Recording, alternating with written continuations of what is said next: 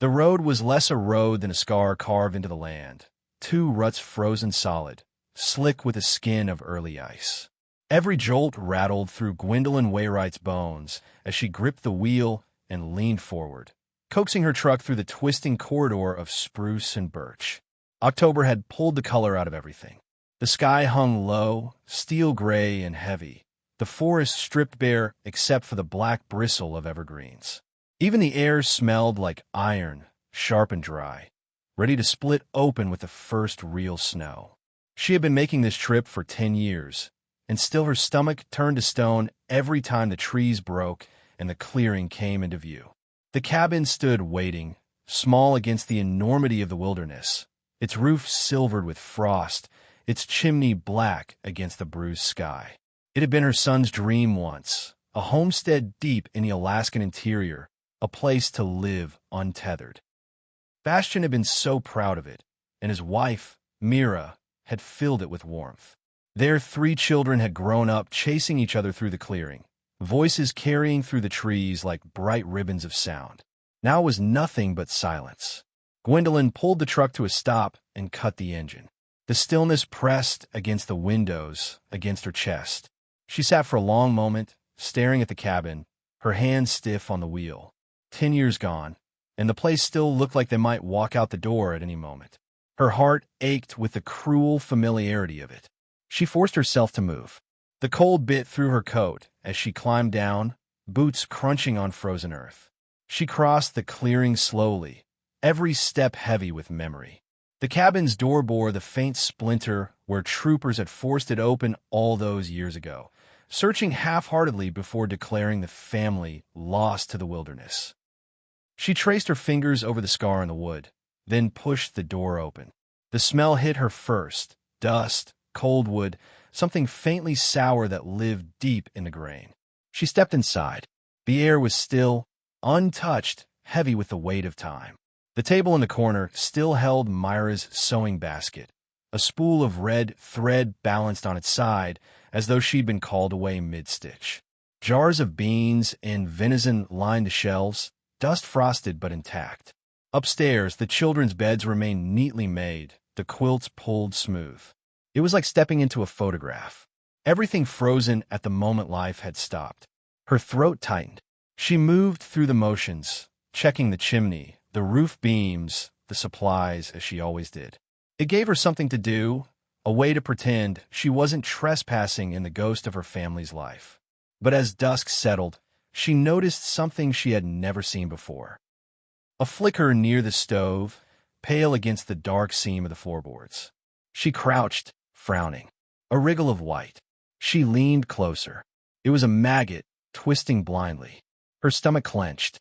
She stared until another appeared, then another, writhing in the gap between the boards. The air shifted, carrying with it a sweetness she had ignored before, a sweetness that now seemed unmistakable. Her pulse hammered. 10 years. All this time, she had begged them to look again, to look closer. And now she saw what they had missed, what they had chosen not to see. Her knees creaked as she pushed herself upright, stumbling back.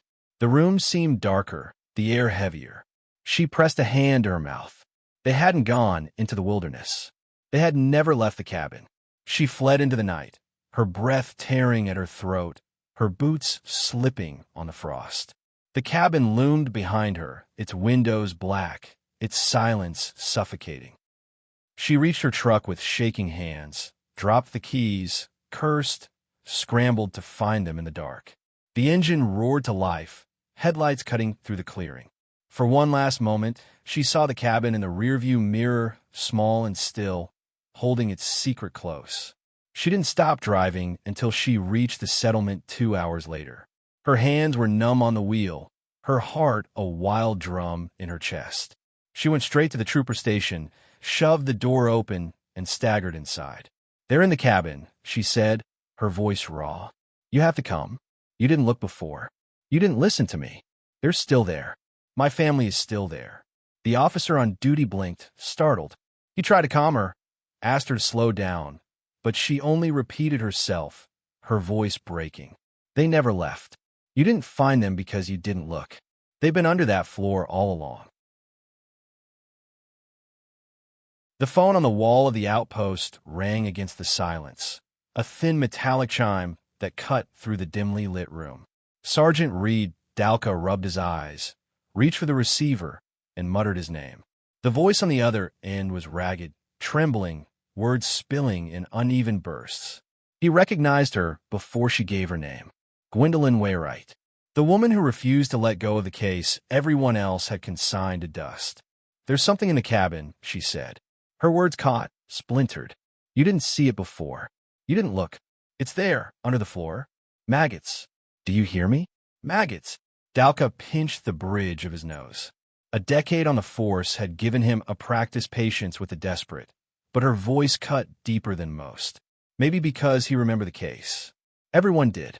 A family vanished into the wilderness. No trace but their absence. A tragedy swallowed by snow. He'd been green then, too new to question the decisions made above his head. But Gwendolyn had never stopped questioning, and though most of the department dismissed her, a part of him had always wondered if she was right. He told her to stay put, to breathe, that someone would come. Then he hung up and stared at the receiver for a long time. By dawn, a team was assembled. Not large, just 2 deputies, a crime scene tech, and Dalka himself. Enough to satisfy procedure without dragging resources from Anchorage. No one expected to find anything. The others muttered about how grief had calcified into obsession for Gwendolyn, how this was another false alarm. But Dalka felt a weight in his chest that told him this time was different. The track to the cabin was worse after night's frost, the ruts iron hard, the truck lurching with each dip. The forest pressed close, black spruce and birch skeletal in the weak morning light.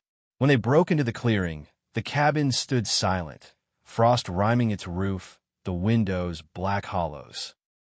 Gwendolyn waited by her own truck, arms folded tight against her body, her face drawn and pale. "You'll see," she said as they climbed out. "You'll see I wasn't wrong." Inside, the air was colder than the morning outside. Dust motes floated in pale beams of light. Everything was too neat, too preserved, as though time had been caught and held here. The deputies moved with perfunctory disinterest, opening cupboards, peering into corners. Dalka crouched by the stove where Gwendolyn pointed, his hand braced against the warped plank. And then he saw it, a thin white, squirming form pushing from the crack, twisting into the dim. Then another. The air shifted, carrying a sweet, cloying note that made his stomach turn. "Christ," one deputy muttered, stepping back. Dalka's jaw tightened. He called for the tech. The man dropped to his knees, unrolling tools, prying at the warped boards. Nails squealed against old wood. Then the plank lifted with a groan. The smell hit them like a wave. Sweetness turned rancid, thick with rot preserved by cold and time. Even before the flashlight cut the gloom, Dalka knew. The beam swept the crawl space, catching on what looked like cloth at first, dark and collapsed. Then the curve of something human beneath it, skin shriveled, bone pressing sharp against the stretch. A hand lay curled against the earth, fingers stiff, nails yellowed with age. Gwendolyn let out a sound that hollowed the room. The deputies froze, all traces of skepticism burning away. Dalka steadied his voice. "Mark it. Seal the scene. No one touches anything until forensics get here." The tech swallowed hard and nodded. By the time the major crimes unit arrived from Anchorage, the cabin had changed. It was no longer a relic of an unsolved disappearance. It was a crime scene, sealed with tape, guarded with taut shoulders and grim faces.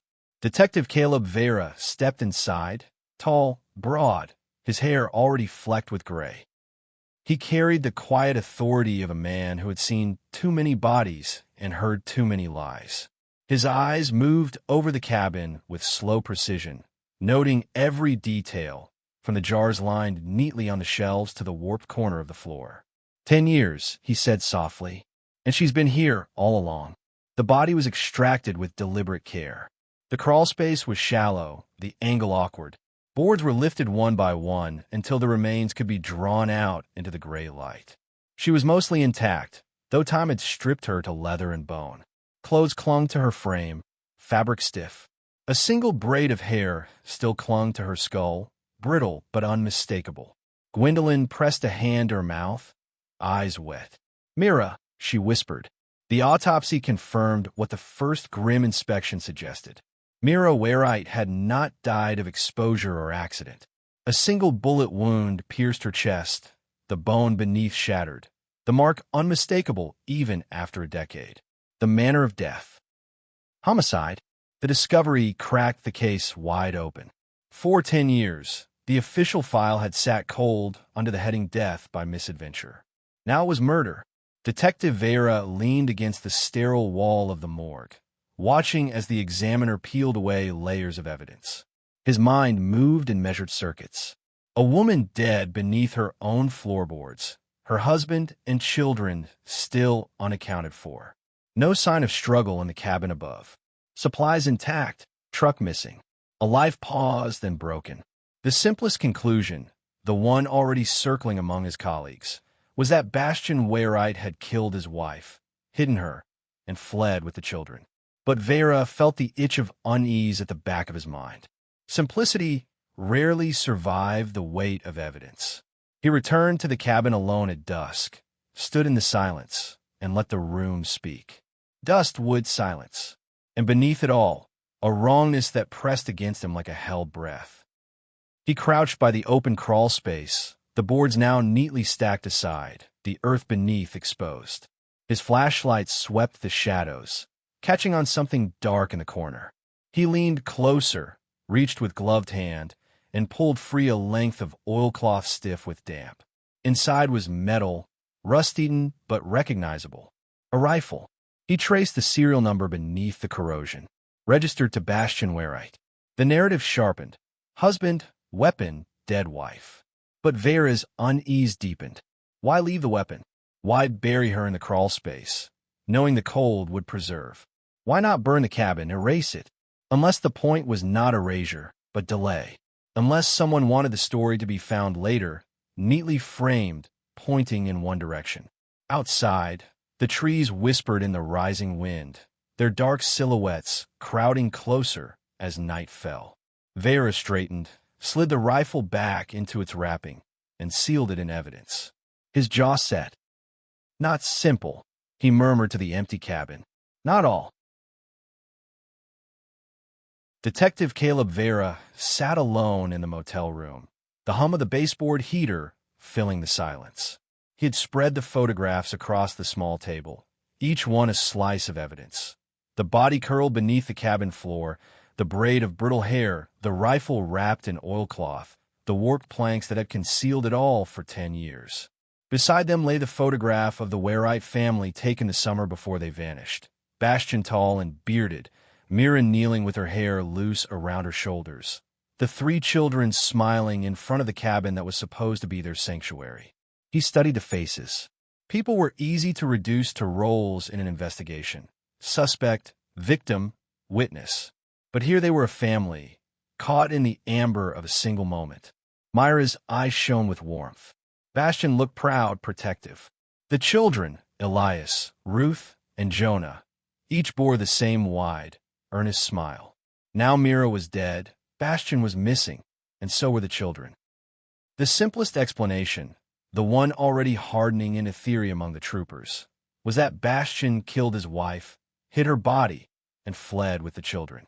But Vera felt the flaw in that story the way a carpenter feels an uneven floor underfoot. It didn't settle right. He turned to the autopsy notes. The bullet wound had been close range, straight through the chest, the kind of shot fired in anger or panic. Myra's ribs had fractured around the impact. Time had preserved enough to show there was no hesitation. Someone had stood close and fired directly into her. The rifle found beneath the floorboards matched the caliber. But there was something else. The examiner noted faint abrasions on Myra's wrists, consistent with bindings, though time had eroded certainty. Vera leaned back, his chair creaking. Bound wrists, a gunshot, a body hidden beneath the cabin floor. If Bastian had done this, what had he done with the children? If he fled, why was there no sign in 10 years?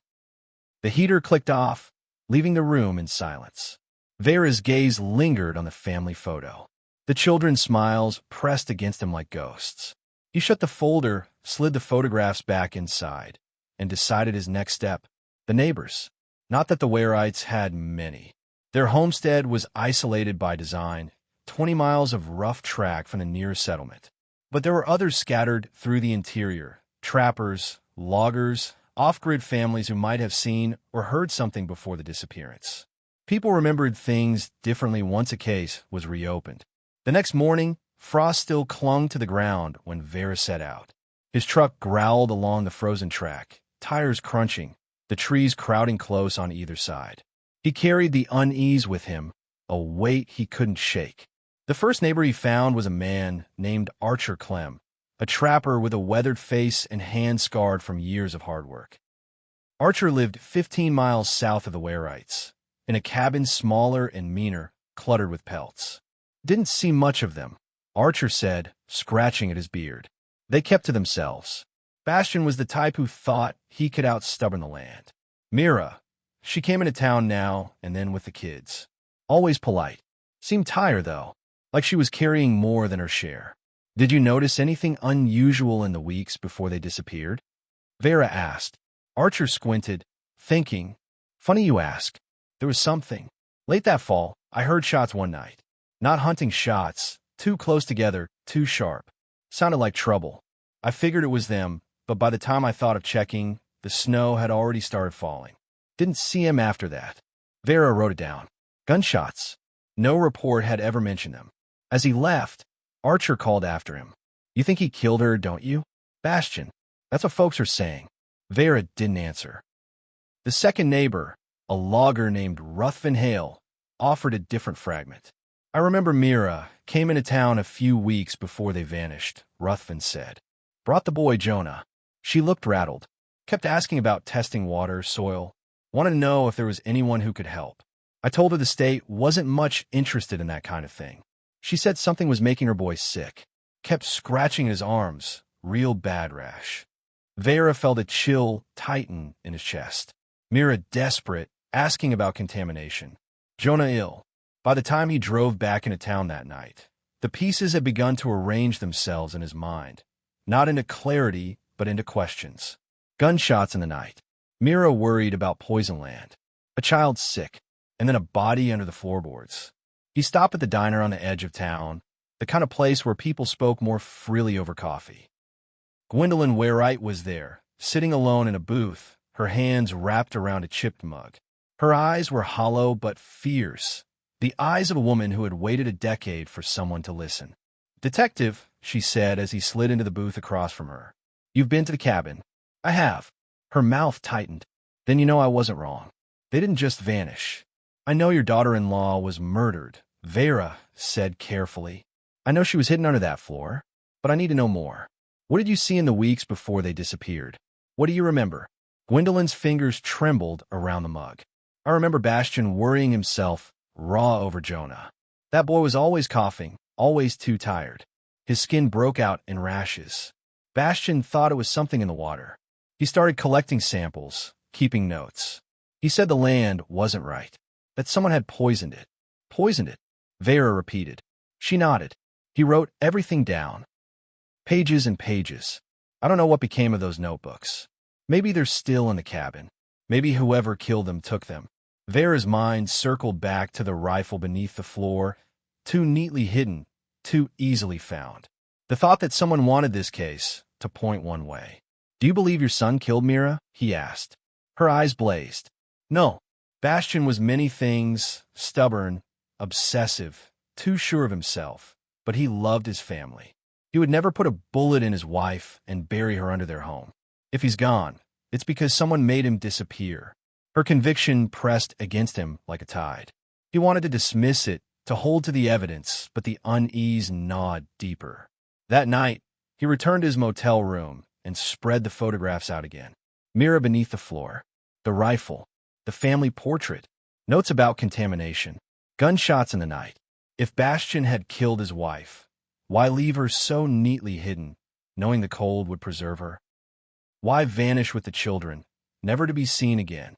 Why leave behind the very weapon that damned him, unless the weapon was meant to damn him, unless someone else had pulled the trigger? Vera rubbed a hand over his face, fatigue pressing into his bones. Outside, the wind rattled the windows.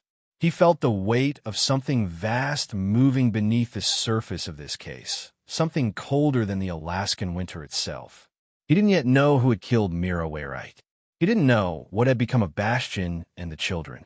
But he knew this. The cabin had kept its secret for 10 years. And now that secret was beginning to rot its way to the surface. Snow had come early that year, heavy flakes drifting down in thick silence as Detective Caleb Vera drove back toward the cabin. The forest was already buried in white, branches sagging under its weight, the ruts in the track turning into icy trenches that threatened to swallow his tires. He pressed forward, the truck's engine straining, his eyes fixed on the narrow tunnel of trees ahead. He had not been able to shake what he'd heard in the past week. Myra's desperation about poison water, the boy's unexplained illness, Archer's account of gunshots in the night. It built in him like a pressure, a sense that the neat narrative forming among the other investigators, husband murders wife, flees with children, was too convenient, too simple. And simplicity in cases like this was usually a lie. The cabin appeared through the snow like a dark tooth lodged in the clearing. Troopers had strung tape around it, but the snow had weighed it down, pulling the yellow plastic into sagging arcs that barely stirred in the wind. He parked, his boots sinking as he crossed to the porch. The air was sharp in his lungs, the silence absolute. Inside, the air still held the faint, sweet edge of decay, despite the body being gone. The crawl space yawned open, planks stacked against the wall. Vera crouched, shining his flashlight into the shadows. The earth floor was uneven, scarred by the digging of the recovery team. But in the far corner, something caught the beam, not earth, not wood. A thin scrap of paper, curled and damp. He reached for it with gloved fingers, tugging it free. It was fragile, edges frayed, but words still clung to it in a faint scrawl. A list. Numbers, dates, notations about water levels, temperatures. At the bottom, half smudged. Jonah's rash worse today. Skin raw. Needs answer soon. Vera's breath caught. Mira had been telling the truth. Bastian had been documenting the sickness, convinced it came from the land itself. He searched the rest of the crawl space, moving slow, careful. In another recess beneath a joist, he found a bundle of pages bound with twine, warped from damp but legible. Bastian's handwriting, dense and meticulous, filled every line. Observations, crude chemical tests, sketches of barrels, notes about strange smells in the creek water. The last page ended abruptly. If they know I've seen it, we are all in danger. Vera sat back on his heels, the papers heavy in his hands. This wasn't the writing of a man unraveling into madness. It was the writing of someone who had seen something terrible and tried to prove it. The rifle beneath the floor. The body hidden, not burned, not destroyed. The notebooks. It was all beginning to shift. By the time he returned to town, the snow was falling harder, blinding the windshield. He drove straight to the station, requested a private room, and spread the pages across the table. Hours passed as he pieced them together, the notes forming a grim picture. Bastian had discovered contamination in the water. The chemicals were specific, solvents, heavy metals, things not found naturally here. He suspected dumping. He believed it was making his youngest son sick. And then the notes stopped. When Vera showed the papers to his superior, Captain Haldane, the man frowned, lips pressed tight. These are old scribbles from a survivalist who went off the rails. It doesn't change the facts. His wife was murdered with his rifle. He's missing with the kids. We know where this points. But Vera didn't let go. He contacted an old friend, a lab technician in Anchorage, and arranged for water and soil samples from the Wainwright property to be tested quietly. He didn't put it through official channels. He couldn't. Something in Haldane's quick dismissal had stirred his instincts. Days later, the results came back. Elevated levels of arsenic, lead, and a solvent compound used in industrial operations. Way above safety thresholds. Vera stared at the report, the unease hardening into conviction. Bastian hadn't been delusional. The land was poisoned. The question was by whom. He began pulling records on nearby industrial sites. The only major operation within 50 miles was a private contractor running extraction surveys for mineral rights. On paper, everything was clean, waste disposal logged, environmental impact reports spotless. But Vera knew how easy it was to doctor records when the land itself was too remote for oversight. When he pushed for more access, Haldane shut him down. "We're not chasing conspiracy theories. The case is closed as far as command is concerned. The husband killed the wife. The rest is noise." But it wasn't noise. It was the hum beneath the silence, the thing the cabin had been keeping all along. That night, as the snow piled against his motel window, Vera couldn't sleep. He kept seeing Myra's body pulled from beneath the floor, Bastian's careful notes, the children's faces in the photograph. He knew he was brushing against something larger than one family's tragedy, something someone had killed to protect. When his phone rang near midnight, he answered before the second ring. It was Gwendolyn Wainwright. Her voice was low, urgent. "Detective, they've been following me. A car parked outside my house 2 nights now. Lights off. Engine idling. When I went to the window, it drove off slow. Whoever killed my family doesn't want you looking where you're looking." Vera felt the cold settle deeper than the snow outside. He told her to lock her doors, that he would come by in the morning. But when he hung up, he sat in the dark a long time, the unease now something sharper. If they knew Gwendolyn was still asking questions, and they knew he was listening, then someone was watching closer than he'd realized. And someone was willing to kill again. This will be written in the same slow burn, investigative, atmospheric style, long form, aiming for the 9,000 to 10,000 word range. I'll flow it out in narrative only, no headings, no commentary. You can simply say next when you want me to continue the story until the full chapter is complete. Here we go. The snow had crusted hard overnight, a skin of ice over powder that crackled under the weight of Vera's boots as he crossed to Gwendolyn Wainwright's house. It was just after dawn, the sky washed pale blue, the air sharp in his lungs. Her house sat on the edge of the settlement, modest, weathered, its porch sagging slightly under the snow. Smoke curled faintly from the chimney, but no other sign of life stirred. He knocked, waited. The silence pressed. Then the door opened a crack, the chain still latched. Gwendolyn's face appeared, drawn and tired, eyes rimmed red. "You came." "I said I would," Vera answered. She hesitated, then unlatched the chain and stepped aside. Inside, the house smelled faintly of wood smoke and strong coffee. A lamp burned in the corner, throwing a yellow glow over stacks of papers and photographs spread across the table. Gwendolyn had been up all night. She gestured him in, closed the door behind him, and locked it with quick hands. "It was here again last night. Same car, same way it sat. I didn't sleep." "Describe it," Vera said. "Dork see it done. No plates I could see. Parked at the end of the road with its lights off. The engine was running. I watched from the window, but I didn't dare step outside. After an hour, it drove off slow, like it wanted me to know it was there." Vera felt the weight in her words. He crossed to the window, pulled the curtain aside, and scanned the empty road. Nothing moved but the wind lifting snow from the drifts. "Why me?" she asked quietly. "Why now, after all this time?" "Because you kept asking," Vera said, "and now I'm asking with you. Someone doesn't like that." Her gaze searched his face. "You believe me, then? About Bastian? About all of it?" "I believe your family's deaths don't fit the story we've been told," he said, "and I believe people are working to keep it that way." She nodded once, slow. Her hand trembled as she poured coffee into 2 chipped mugs. He took one, the warmth grounding him as he sat at the table. On the surface lay a spread of her son's life. Letters, photographs, scraps of notes she had salvaged from the cabin before it was sealed years ago. She pushed a photograph toward him. It showed Bastian standing with Jonah at the creek near the homestead. The boy crouched to fill a tin cup, Bastian's hand resting protectively on his shoulder. "He was obsessed with that creek," Gwendolyn said. Said it smelled wrong sometimes. Said the fish died too easy. He tested the water with strips he ordered by mail, always writing it down. He was right, wasn't he? That land was poisoned. Vera thought of the lab report folded in his jacket. Elevated metals, industrial solvents. Proof. Yes, he said. Her eyes glistened. Then he wasn't crazy.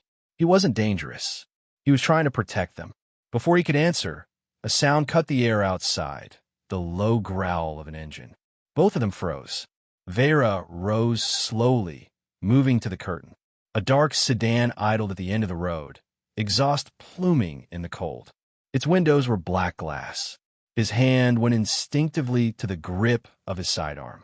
The car lingered, the engine a steady pulse in the silence. Then, as if on cue, it rolled backward into the trees and vanished down the road. They're not subtle, Gwendolyn whispered. No, Vera said. They want us to know. He stood there long after the car was gone, the unease pressing into his chest like weight. Whoever they weren't just watching. They were warning. That night, Vera returned to his motel and found his room door ajar. His gut tightened. He drew his weapon, pushed the door open slow. The room looked untouched at first glance. Bed still made, papers where he'd left them. But when he checked the table, the bundle of Bastian's notes was gone. He cursed under his breath. Whoever had been in his room hadn't bothered to ransack. They'd come for one thing, and they'd found it. He called Anchorage, requested a trace on the lab report he'd ordered. The line clicked, the clerk on the other end hesitant. Detective, that file's been pulled. Authorization came from higher up. I can't access it anymore. Vera sat on the edge of the bed, jaw tight. They weren't just watching. They were erasing. He knew then he had to go deeper off the books. He called in a favor from an old contact, Roland Jessup, a journalist who had once specialized in environmental investigations before vanishing into reclusion. They met in a diner 2 towns over, the man gaunt, hair long, eyes sharp with a kind of haunted caution. I know why you called me, Jessup said, stirring his coffee with a trembling hand. And I'll tell you now, detective, you're standing in quicksand. I got letters once, 10 years ago, from a man named Bastian Wainwright. Detailed letters. About poison land, about barrels he'd found. He sent samples. I was going to follow it. And then the threats started. Threats? Jessup nodded. Anonymous calls. They knew my kids' names, their schools, what time they walked home. Told me if I touched the story again, they'd vanish like the Wainwrights. I quit. Retired. Moved out here to keep them safe. But I never threw the letters away. He slid an envelope across the table. Inside were pages yellowed with age, Bastian's handwriting filling every inch. Drawings of barrels, chemical names, maps of the creek bed. And at the bottom, a plea. If something happens to us, tell the world. Vera's pulse thudded. Why give me this now? Jessup's mouth twisted. Because you're already marked. If they're watching you, the only way out is through. Finish what I couldn't. That night, Vera read the letters in his motel room until dawn. Bastian had found leaking drums upstream from the homestead, half buried, stenciled with numbers and letters he didn't understand. The solvents matched the ones in the lab report. He believed they were military. The last letter ended with words that chilled Vera. They know I saw them. Men in uniforms. If this is my last letter, it's because they came back. Outside, the snow kept falling, covering everything in silence. But under that silence, the truth waited, and it was darker than Vera had imagined.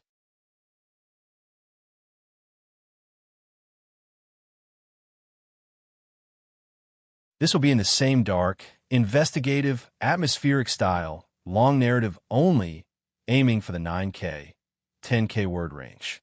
I'll flow the story forward, and you can say next whenever you want me to continue more part 6. Here we go. Detective Caleb Vera had grown used to silence, but not this kind of silence. Not the brittle, waiting quiet of his motel room after dawn, when every sound carried too far and the weight of unseen eyes pressed against the window panes. He had not slept. Bastian Wainwright's letters lay across the bedspread, their ink faded, but their urgency unrelenting. Men in uniforms, barrels leaking solvents, threats that had come before the family vanished. He had gone to bed with them, and now he rose with them, carrying them like stones in his chest. The roads were empty as he drove to the trooper station. Frost feathered the edges of the windshield, catching the early light. He parked, sat for a long moment staring at the building, then pocketed the letters and went inside. Captain Haldane was already there, coffee steaming on his desk. He glanced up as Vera entered, his expression tight. "You look like hell." "I've been working," Vera said. "On what?" "Because last I checked, this case is closed." Vera laid one of Bastian's letters on the desk, the ink scrawled, the drawings of barrels crude but unmistakable. "This isn't closed." Bastian knew what was happening. He wrote to a journalist about it. He was silenced. Haldane's jaw tightened. He didn't look down at the letter. "I told you before, detective. That man killed his wife. He fled with his children. You're wasting your time digging into ghost stories." "It's not a ghost story when the ground is still poisoned," Vera snapped. "When his boy was sick from it. When his wife ended up under the floor with a bullet in her chest." Haldane's eyes hardened. "Drop it, Vera. That's an order." For a moment, the room was taut with silence. Vera felt the decision settle in him, cold and inevitable. He nodded once, tucked the letter back into his pocket, and walked out without another word. He knew then that he was alone. That evening, he drove back to the cabin. Snow had piled against the porch, half burying the steps. The crime scene tape was shredded by wind. He pushed inside, the air sharp and still, the floorboards gaping where Mira had been found. He moved through the rooms, searching not for bodies this time, but for traces of Bastian's paranoia, his desperate cataloging of the poison that had destroyed his family. In a cabinet beneath the stairs, he found a metal box sealed with rust. It took the better part of an hour to pry open, his hands numb in the cold. Inside were more notebooks, some warped with damp, others intact. Maps of the valley, circles drawn around streams and ridges. Notations about men sighted in the woods. Men Bastian had sketched in uniforms without insignia. Vera's pulse quickened. The details were too precise to dismiss. Bastian hadn't just suspected contamination. He tracked the people responsible. As he flipped through the pages, headlights flashed through the window. He froze, notebook in hand. A vehicle idled in the clearing, its engine low, a hulking shape against the snow. The lights cut out. Vera killed his flashlight, pressed himself against the wall, listening. Snow crunched outside. Boots. Slow, deliberate. Someone circled the cabin. He drew his weapon, breath shallow. The boots paused near the door. For a long moment, the silence thickened. Then the steps retreated, the engine growled, and the vehicle rolled away into the trees. Vera exhaled, the sound harsh in the still cabin. Whoever they were, they knew he was here. They had wanted him to know. He drove back under cover of dark, nerves frayed, the notebooks hidden under his coat. At the motel, he didn't go to his room. He went to Gwendolyn's house instead. She opened the door at once, as though she had been waiting. "You found more, didn't you?" she asked. He laid the notebooks on her table. She ran her fingers over them, her breath catching. This was Bastian, always writing, always trying to prove what he knew. "They came to the cabin tonight," Vera said. "Same as the car at your house. They don't want this scene." Her eyes blazed, grief and fury intertwined. "Then we make it seen. All of it." He hesitated. To go public would be to paint a target on them both. But he saw in her face the resolve of a woman who had already lost everything worth fearing for. "Not yet," he said. "We need more. Enough that they can't bury it with a single story about a mad husband and his gun." That night, he called Jessup again, the journalist's voice crackling with fatigue over the line. "You were right," Vera said. "There's more. Records. Maps. Sightings. I need to know who was operating out there 10 years ago, who had contracts, who was moving barrels in that valley." Jessup was silent for a long time. "Then I'll look. But if I do, they'll know I'm looking. Be ready for that." Vera looked out the window at the empty street, snow drifting under the yellow glow of the lamp. They already know. The line clicked dead. He sat in the dark, the notebooks spread before him, the silence pressing in. He thought of Mira under the floorboards, of Jonah's rash, of Bastian writing letters no one had read in time. He thought of the car outside Gwendolyn's house, the boots in the snow at the cabin. The cover-up wasn't just a theory anymore. It was alive. It was watching, and it was waiting for him to make his next move.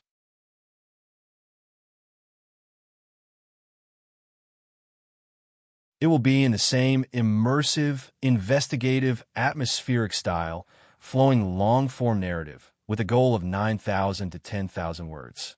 You can simply say next whenever you want me to continue further through Part 7. Here we go. The storm had rolled in overnight, swallowing the valley in white. By morning, the settlement was muffled in a silence, so deep it felt staged, as if the world itself were holding its breath. Detective Caleb Vera drove through the drifts, his wipers struggling, the radio hissing static. The pages of Bastian Wainwright's notebooks lay in the passenger's seat, bound with twine, heavy as evidence and prophecy both. He had not slept. The thought of the boots crunching outside the cabin, of the vehicle idling in the snow, replayed in his head with a rhythm that denied rest. Whoever they weren't hiding anymore. They were circling, waiting.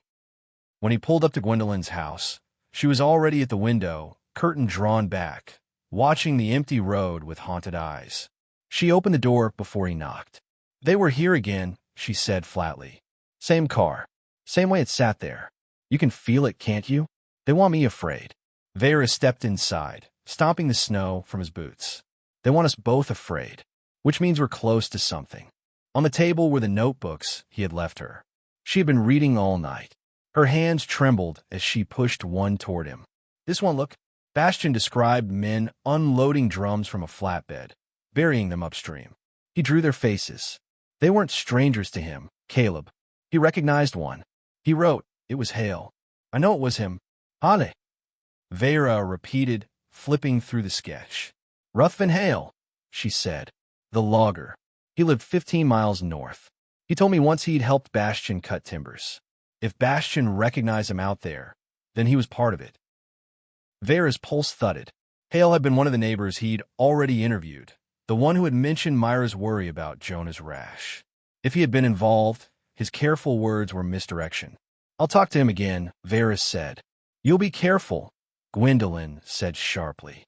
If Bastian was killed for knowing, Hale wouldn't hesitate to kill again. He didn't answer. That afternoon, he drove north through the storm, tires biting into the snowpack. Hale's cabin loomed through the trees, smoke rising from the chimney. Vera parked, holstered his weapon, and approached on foot. Hale opened the door with a broad smile that didn't touch his eyes. "Detective, snow's not fit for driving. You must be cold. Come in." Inside, the cabin was warm, the walls hung with pelts, the smell of pine and tobacco thick. Hale poured coffee without asking, set the mug in front of Vera, then leaned against the counter. "What brings you back?" "Loose ends," Vera said evenly. "When I first asked about the Wainwrights, you said Mira seemed rattled. You left it at that. But Bastian's notes suggest he saw you near his land, near the creek, burying barrels." For a heartbeat, the cabin went still. Hale's smile faltered, then returned tighter. "Notes? That man was half mad. Wrote down everything he imagined. If he thought he saw me, he was wrong. I kept to my own land." Vera studied him, the lines of his face, the twitch in his jaw. "He drew you." Silence. Then Hale chuckled, low and bitter. "Drawings. Scribbles. That's what you're hanging this on? You think I poisoned that land? You think I killed them?" "I think you know more than you said," Vera said. Hale stepped closer, his bulk shadowing the light. "You want advice, detective? Let go. Bastian Wainwright's been dead 10 years. You dig too deep, you'll end up the same way." Vera didn't flinch. He held Hale's gaze until the man looked away, jaw tight.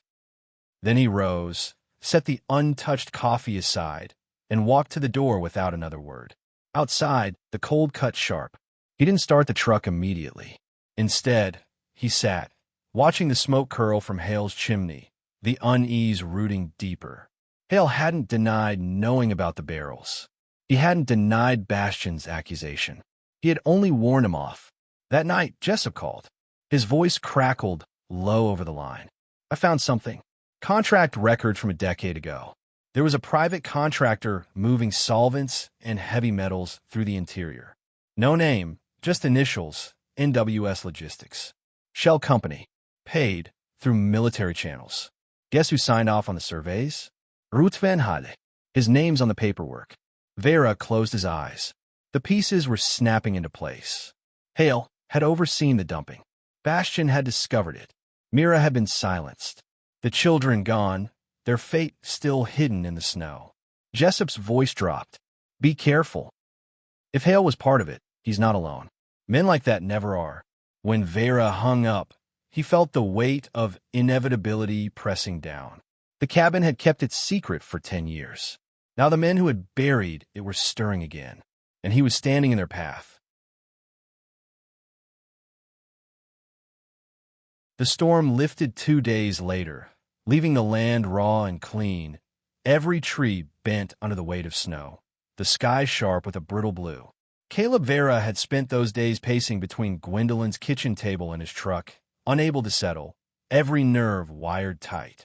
Hale's warning gnawed at him, but so did the silence of the children's absence, the way their smiles still lingered in the photographs like echoes of a future denied.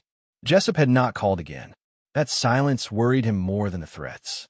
When journalists went quiet in the middle of digging, it usually meant someone had made them quiet. At dawn on the third day, Vera drove north again. He told Gwendolyn nothing. He didn't want her to see where this might go. The road was carved deep in snow, his tires biting with every turn, the forest pressing close, shadows long in the rising light. Ruthven Hale's cabin appeared through the trees, its chimney dark this time. No smoke, no sound. Vera parked far back and approached on foot, each step muffled in the snow. The door was ajar, swinging slightly in the wind. He drew his weapon and pushed inside. The cabin was cold. The stove unlit, the walls silent. Pelts still hung from the rafters, stiff in the chill. On the table sat a mug half drained of coffee, ring of ice crusting its surface. Hale was gone, but not far. In the corner by the woodpile, boot prints led out through the back door, fresh in the snow. Vera followed them into the trees, his breath fogging. The trail wound tight between pines, down toward a gully. Then it stopped. Vera crouched, scanning the snow. The prints ended in a churn of tracks, sharp lines cut by something dragged. His eyes traced the marks to a mound of snow, already crusting over. He brushed it away with his glove, and the black glass of a sedan's window glinted beneath. The car was half buried, hidden off the track, its license plates removed. Vera yanked the door. It swung open with a groan. Inside, the smell hit him first, copper sour. Hale slumped against the seat, a hole torn through his temple, blood dried against his beard. On his lap lay a folded sheet of paper. Vera took it with gloved hands, unfolded it. The handwriting was jagged, uneven, but legible. They came back, said it was my turn to be quiet. I thought I was helping. I thought it was just waste. They told me it wouldn't matter. I didn't know about the children. I didn't know what they'd do. The bottom was smudged with blood. Vera's breath fogged the glass as he stared at the words. Hale hadn't pulled the trigger himself. He had been silenced. And the letter was a confession, partial, desperate, enough to confirm what Bastian had suspected. Waste buried, a cover-up enforced, and children who had seen too much. He left the body, covering the prints as best he could, and drove straight back to the settlement. Gwendolyn opened the door before he knocked, eyes searching his face. You found something. He handed her the note. She read it once, twice, lips trembling. Then she pressed it against her chest like a relic. They killed him, she whispered, just like they killed Bastian. And the children. Her voice broke. Vera placed a hand on her shoulder, steady but wordless. That night, Jessup finally called. His voice was ragged, shaken. They came to my place, ransacked it, took my files. I barely got out. I'm in Anchorage now, moving safe house to safe house. But I got one thing they didn't. A copy of the contract itself. NWS Logistics, subcontracted under a military project called Arcadium. Disposal of chemical solvents, testing compounds. Not supposed to exist. Not on paper. But they were burying it out there in your valley. Vera gripped the receiver until his knuckles whitened. Then Bastian was right. All of it, Jessup said. And that means they'll come for you too. The line went dead. Vera sat in the dim light of the motel room, the valley's silence pressing at the window.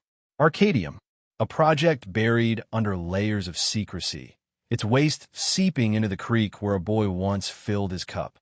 A family silenced because they had seen. A logger discarded because he knew too much. And now a detective circling too close to the same truth. The cabin had kept its secret for a decade, but the secret was no longer content to lie still. It was moving, and it was coming for him next.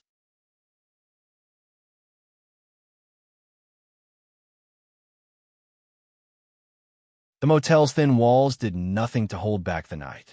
Wind rattled the windows, snow hissed against the glass, and beneath it all Caleb Vera could feel the hum of pursuit, the invisible presence of eyes that had followed him ever since Hale's corpse stared back from that frozen sedan.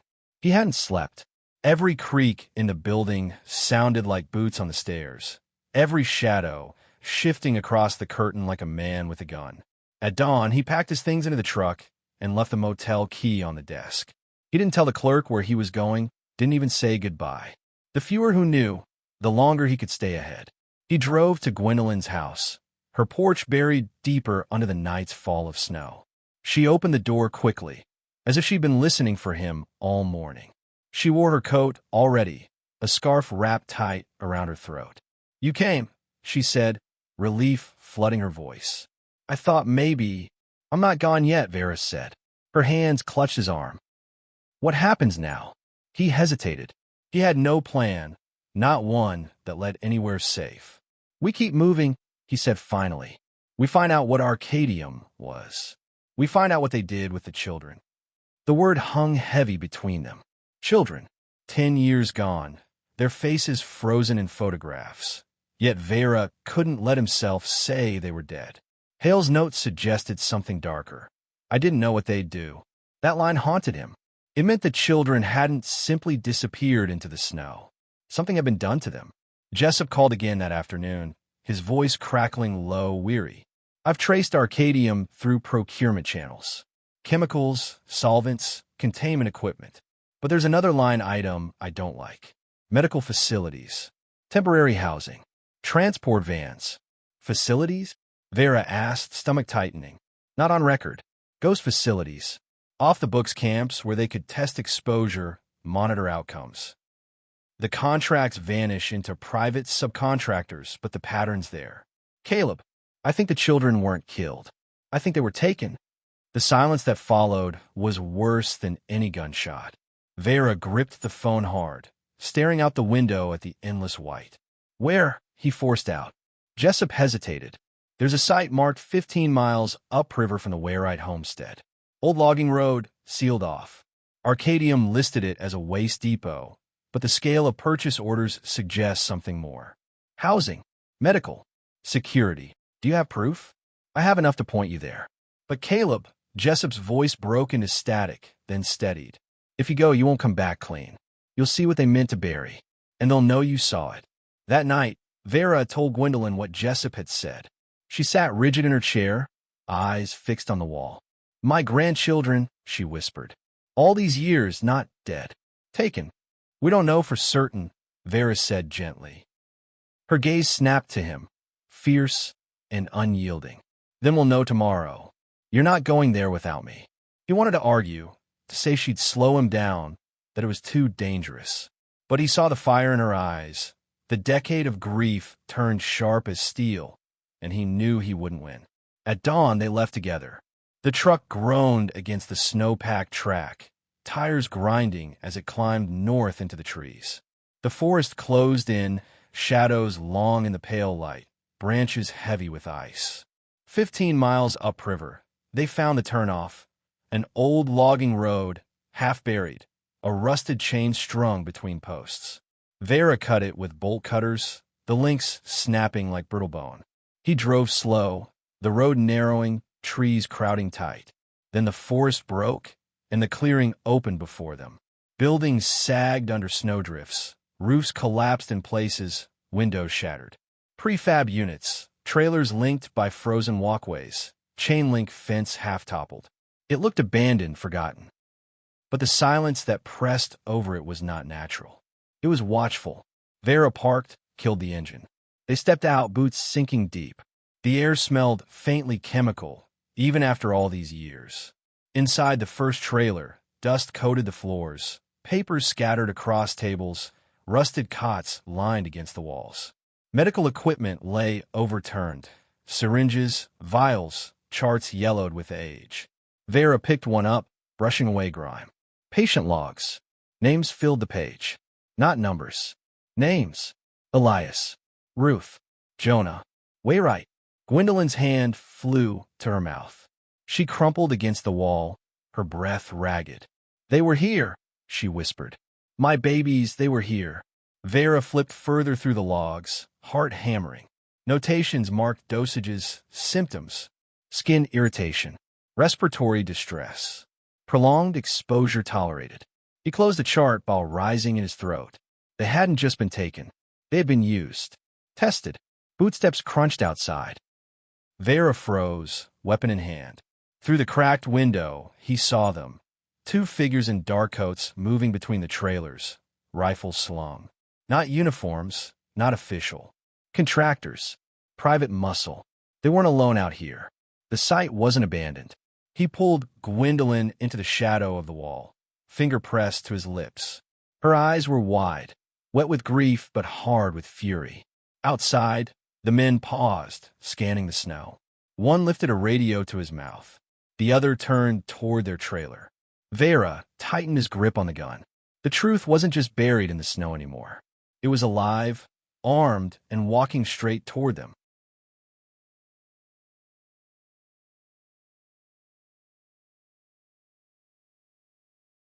It will be in the same slow burn, dark, investigative, atmospheric style, long-form narrative only, aiming for 9K, 10K words. No headings, no commentary. You could just say next if you wanted to keep unfolding more of Part 10 until it's complete. Here we go. Snow whispered against the walls of the trailer, the sound like breath drawn sharp. Caleb Vera held still in the shadow, pistol steady, heart pounding. Gwendolyn trembled beside him, her hand pressed to her mouth to silence her grief. Outside, boots crunched closer, the rhythm deliberate, measured. One of the men stopped just beyond the door. The handle rattled. Vera's finger tightened on the trigger. Then a voice muttered through the crack, low, impatient. "Nothing in this one. Move on." The boots retreated, crunching through the snow toward another trailer. The silence returned, heavy and suffocating. Vera let out a slow breath, lowering the pistol, though his hands still shook with adrenaline. "They're guarding this place," he whispered, "even after all these years." "Why?" Gwendolyn's voice was raw, strangled. If it was abandoned, if it was over, why keep watch? Vera scanned the medical logs again, the names etched into paper that should have been lost. Because it's not over. They slipped out the back, moving low through the snow, weaving between the sagging buildings. Each step sank deep, crunch muted beneath layers of ice. In another trailer, they found cages stacked against the walls. Metal, rusted, too small for comfort. Chains bolted to the floor. Gwendolyn turned away, retching into her scarf. Vera pressed a hand to the cold bars, his jaw tight. This wasn't just a testing site. It was a prison. In the last unit, half collapsed under snow, they found the records that broke everything open. Crates of files, photographs sealed in plastic, video reels in labeled tins. Vera pried one box open and stared. Children, thin and pale, their eyes wide with terror under fluorescent lights. Jonah among them. Older than in the photographs from the cabin, but unmistakable. The date scrawled and marker was months after Myra's death. They lived, Vera whispered. They lived for months.